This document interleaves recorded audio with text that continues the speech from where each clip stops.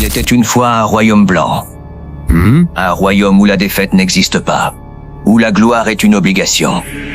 7 guerriers, 7 péchés, une seule mission, faire trembler l'Europe.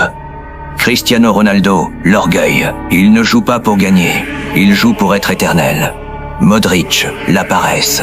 Il semble ne jamais forcer, et pourtant il contrôle tout.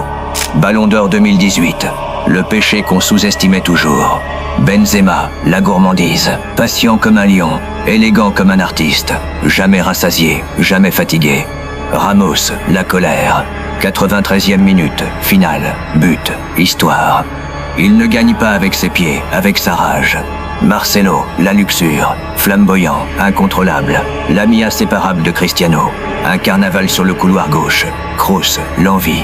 Chaque ballon va exactement où il doit aller. Silencieux, chirurgical, dévastateur. Balle, l'avarice. Il garde tout pour lui. La vitesse, la puissance, le but. Finale 2018. Une bicyclette rentrée dans la légende. Juillet 2009. 94 millions d'euros. Record du monde. Cristiano ne fuit pas la pression. Il s'en nourrit. 26 buts, puis 33, puis 50, puis 60. Chaque année plus haut. Chaque année plus grand.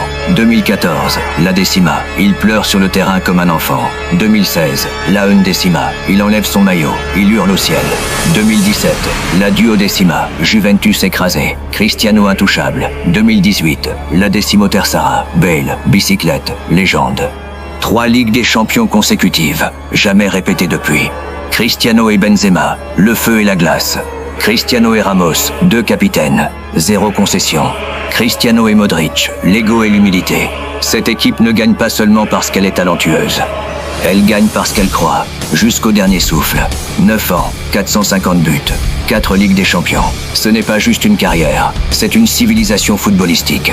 Et quand la musique de la Ligue des Champions retentit la nuit, le Bernabéu se lève, et il se souvient. À la Madrid, in Adamas.